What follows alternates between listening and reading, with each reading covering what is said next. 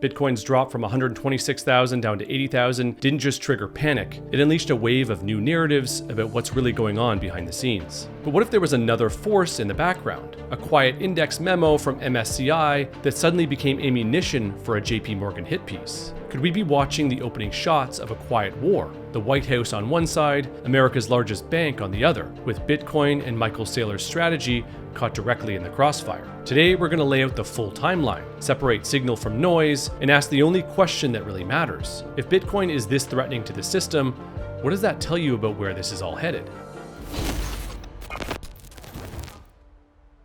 Welcome to No Second Best, the show where conviction meets reality and reality points straight to Bitcoin. I'm your host, Hurley. Now let's get into it. Over the last month, Bitcoin has been through one of the sharpest sentiment reversals we've seen since 2022. We ran from an all-time high of $126,000 to $80,000 within a month, and once again, fear took over. But what made this sell-off different wasn't just the volatility, it was the narrative vacuum. Nobody could point to a single clean catalyst. And when there's no clear cause, people start searching for one. That's when Bitcoin Twitter found a villain, or at least the outline of one. An article on X from someone named Marilyn Hoddle went massively viral. The claim was simple, dramatic, and honestly pretty compelling. The article outlined a quiet battle happening between a pro-Bitcoin White House and the most powerful bank in America, JP Morgan. And the first battleground isn't Bitcoin itself, it's Michael Saylor's strategy. And why MSTR? Because they're the largest corporate Bitcoin holder on Earth. It's the company that proved you can use Wall Street tools against Wall Street. And it's inspiring dozens of other companies to follow the same playbook. Now here's where it gets interesting. Over the summer, JP Morgan quietly hiked margin requirements on MSTR-backed loans from 50% to 95%. That forced a lot of clients to unwind positions or sell shares. Some even reported delayed share transfers, taking days or weeks to move stock out of JPM's custody. Then, months later, another shoe drops. A memo from MSCI, one of the world's biggest index providers, suggesting the removal of companies whose balance sheets are majority Bitcoin. And right when Bitcoin sentiment was hitting rock bottom, JP Morgan suddenly starts highlighting that memo to clients, warning about delisting risk. Maybe it's coincidence, maybe it's timing, or maybe this was a coordinated attempt to scare investors out of Bitcoin treasury companies. Either way, the narrative ignited. Now, most people don't know what MSCI even does. I know I didn't. So let's break it down simply. MSCI builds the indexes that trillions of dollars track. If MSCI removes a company from one of its major indexes, every fund that tracks that index is forced to sell. This is why the memo mattered. It directly affects Strategy, Metaplanet, and virtually all Bitcoin treasury companies. And here's where the fear comes in. If MSCI makes that rule official, passive funds will be forced to dump those stocks, which would create temporary downward pressure. That's why JP Morgan amplifying this memo weeks after it was published set off alarm bells. Was it malice, ignorance, or just opportunistic timing during a sell-off? I'll let you draw your own conclusions, but it seems to have acted as gasoline on an already panicked market. Once the narrative caught fire, Bitcoin Twitter went to war. Hashtag boycott JP Morgan started trending. Then Grant Cardone posted that he pulled $20 million out of Chase and is suing them. Strike CEO Jack Mallers even brought forward that he and his father's company were also debanked by JP Morgan, with no explanation of why. In Bitcoin specifically, you had the JP Morgan CEO and chairman Jamie Dimon calling it essentially pet rock, and once again calling into question its worth and its value here. I would love to get your reaction, especially as some of the financial industry elites and figureheads are continuing to cast some doubt here. Yeah, thanks for having me, Brad. What do I think about Jeffrey Epstein's banker being concerned that a distributed, decentralized, open public money could potentially be used for bad things, sitting on a ski resort in Davos? I don't really care. I don't know why anyone cares, right? I mean, that guy knows when money's used for bad things. So it's a weird opinion of his. And my pet rock was up, as you said, 160% last year. It performed well against the dollar. So I don't know. I don't really care what that guy has to say about Bitcoin. I don't know why anybody does. And then we got this clip from Eric Trump on CNBC talking about being debanked and saying out loud what millions of Americans feel about the banking system. We had to get into cryptocurrency. We didn't have any other avenues. We didn't have any banks. The largest financial institutions shut us out. And you know what's really interesting? Now they're all coming back. and they're kissing our you-know-whats. Every single day, the very same people who canceled us, oh yes, we'd love to have a relationship with you. We'd love to have a relationship with you. Our financial system is so dishonest. It is so incredibly dishonest. And I would love nothing more than to see blockchain replace so many of these institutions that have been so punitive to so many people. Let me give you one other secret. The people in our financial system who have always had the advantage are guys like us, right? Powerful companies with famous last names, with a lot of zeros on their balance sheet. They have been the worst for the average retail consumer who doesn't stand a chance against a traditional financial system. They have no leverage, they have no negotiation power, and they get feed to death. Crypto solves all of that. Blockchain solves all of that. There is nothing that can't be done on blockchain that JP Morgan Chase can do, that Bank of America, that can't be done better, faster, cheaper, and more transparently. And I think that's a wonderful thing for humanity. I think that's a wonderful thing for the people of our country.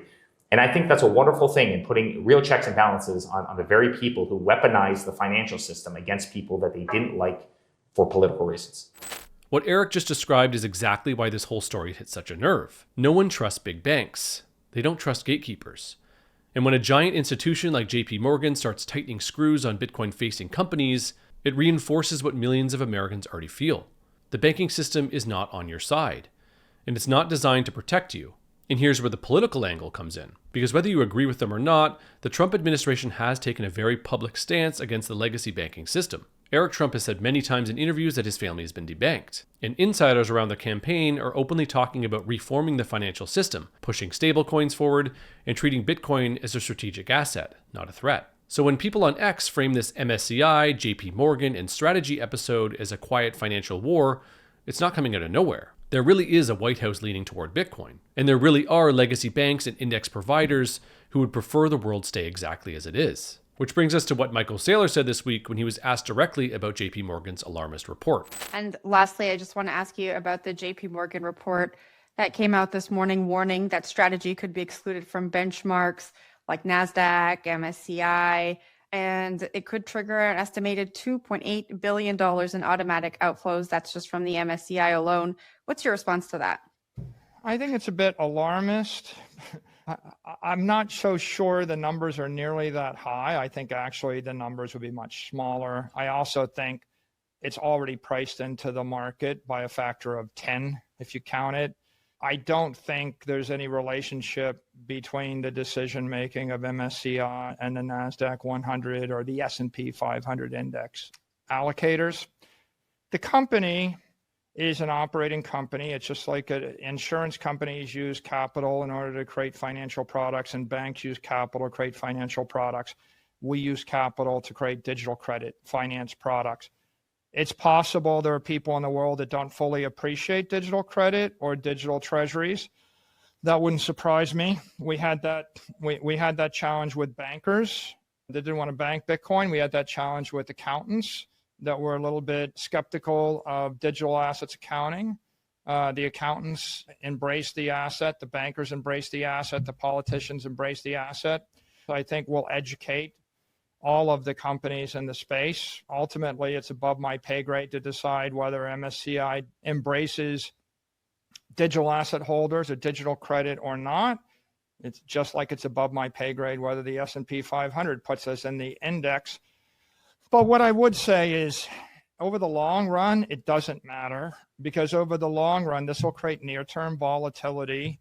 But if the world wants a bank account that pays them 10% rock dividends, and if Bitcoin is digital capital superior to gold, then it's not going to matter what an equity index allocator decides. If the insurance companies don't want to buy Bitcoin and the banks don't want to buy Bitcoin, or the index allocator doesn't want to support a digital treasury company, the free market is going to allocate capital and it will adjust. It just creates a bigger opportunity for some other equity investor that will pile into this particular asset class and support these kind of companies. So it is what it is.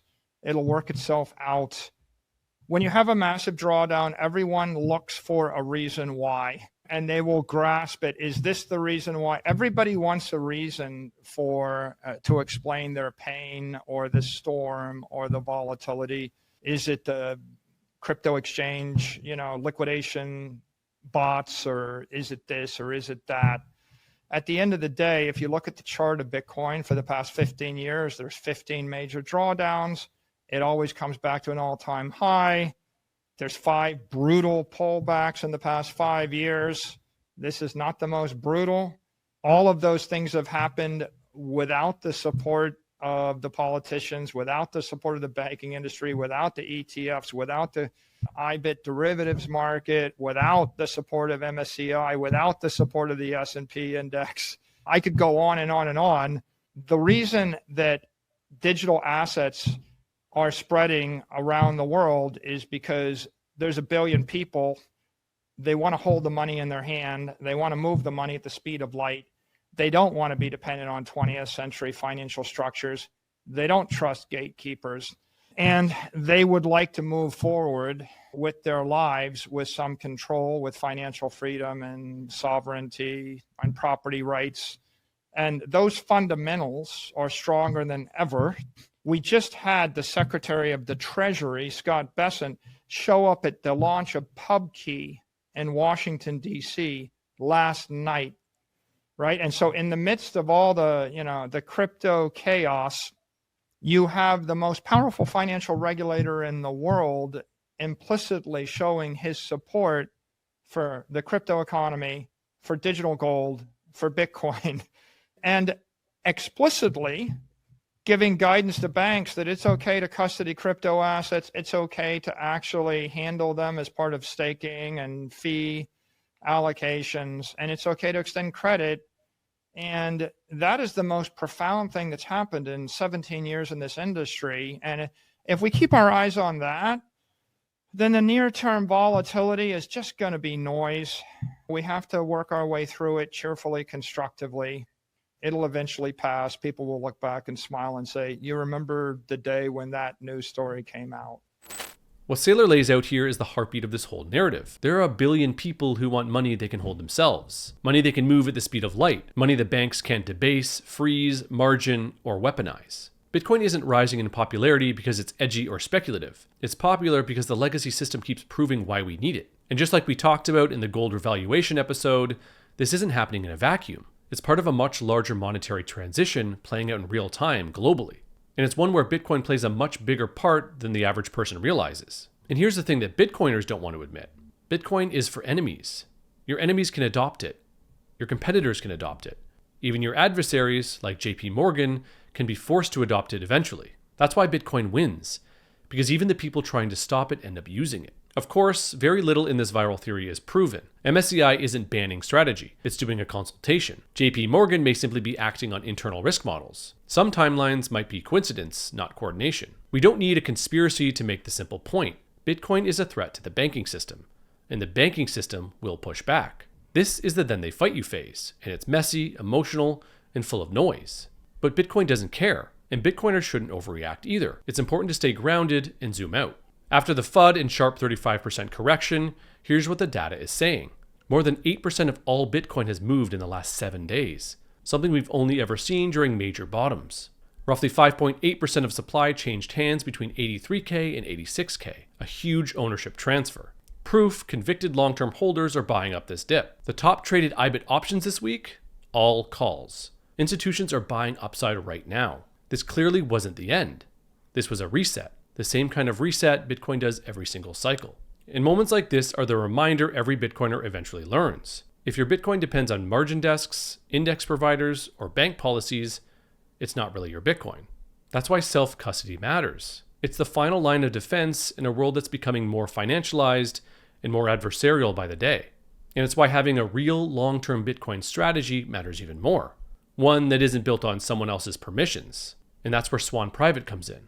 The Swan Private team works directly with individuals, families, and businesses to build serious Bitcoin acquisition plans, custody frameworks, and long-term wealth strategies, with real human expertise and a focus on security, clarity, and conviction. If you want a partner who understands this landscape and helps you navigate it with confidence, go to swan.com/no-second-best and talk with a member of the Swan private team today. So what do you think? Is JP Morgan really trying to kneecap Bitcoin treasury companies? Is MSCI part of a coordinated pushback? Or is this all just legacy institutions stumbling over an asset they still don't fully understand? Let me know your thoughts in the comments. And if this video brought some clarity, make sure to like it and share it with someone. And don't forget to subscribe to the Swan Bitcoin channel so you don't miss the next one. Thanks for watching, and remember, there is no second best money.